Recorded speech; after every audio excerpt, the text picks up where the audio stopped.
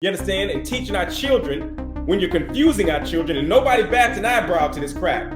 It's not a wonder when it's okay, when they're telling us it's okay for a man that's dressing like a woman should be allowed to go into a bathroom where your little 5 or 6 year old little daughter just went in to take a bathroom, going there to potty. And we're supposed to be okay with a cross-dresser also being allowed to use that same bathroom. You're tuned in to Kaz TV.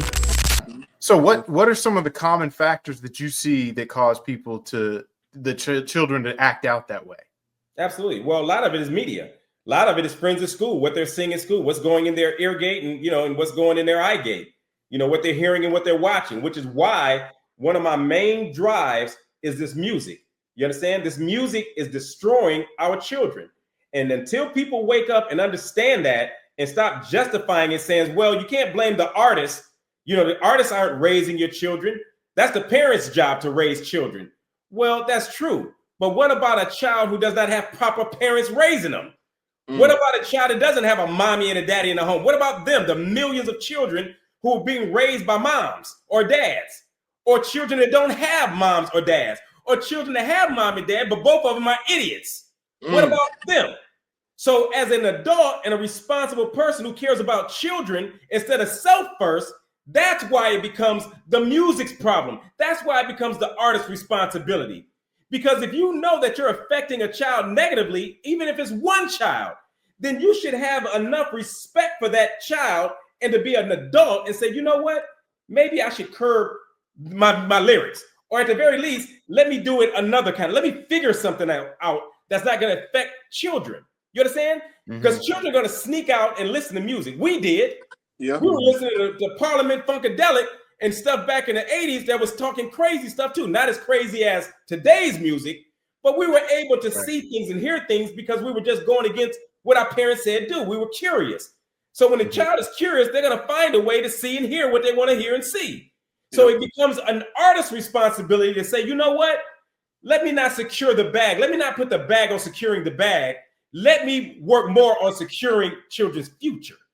And that's the problem, is that artists have become so consumed and everybody's so consumed with securing the bag, making money, materialism, taking care of themselves and jury, which they have an exceeding amount of, because anytime you see, and you can't run that on me.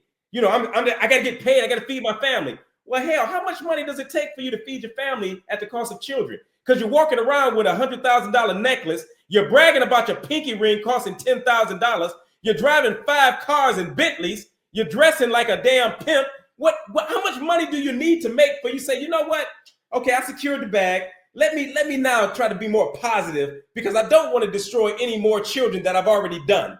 Right. So don't run that game on me, bro. So what do you say to people who say things like, and I'm sure you probably heard this argument, well, they're just talking about the culture they came up in. So you can't blame the artist. He's just speaking about the only thing he knows. To talk about it and glorify it is two different things. To talk about something in a proper setting, in a proper forum, with a proper audience is one thing. But to glorify it and then to put it out on mass media, not caring who hears it, in fact, wanting everybody to hear it, is a totally different thing than talking about something that you've experienced it in the right setting with the right people at the right time. Man, that's a good point.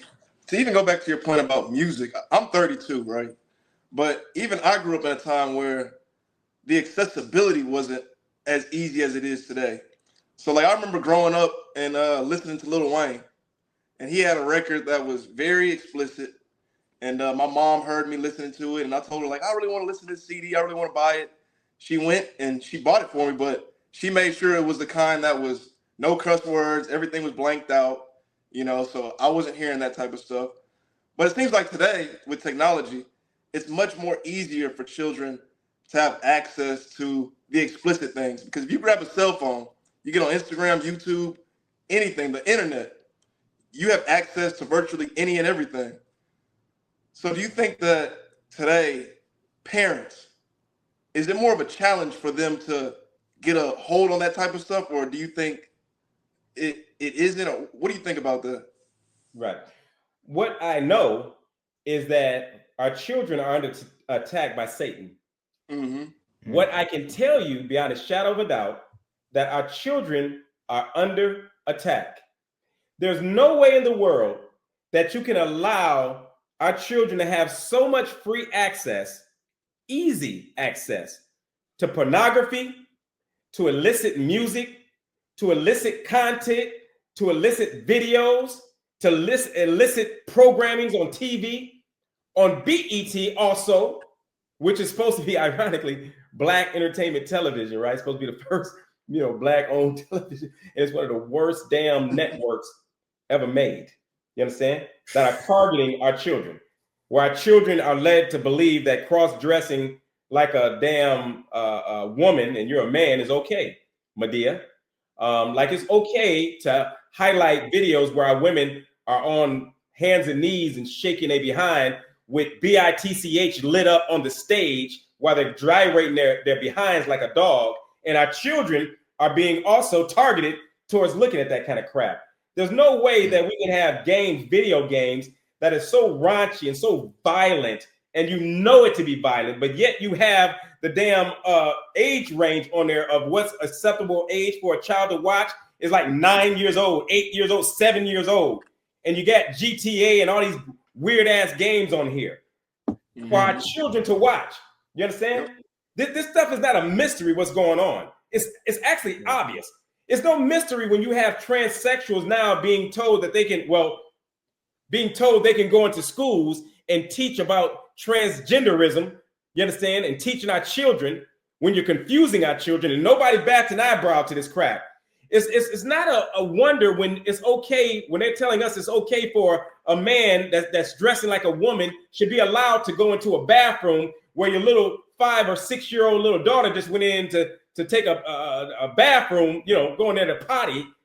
And we're supposed to be okay with a cross-dresser also being allowed to use that same bathroom.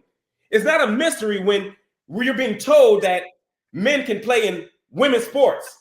It's not a mystery when men can be in the same ring as a female boxer, and you're okay with that as a society, as a culture, as a government. And the damn male boxer knocked her ass out, knocked her head across the damn ring, and you're okay with that. And that fact, you advocate that you should be okay with that.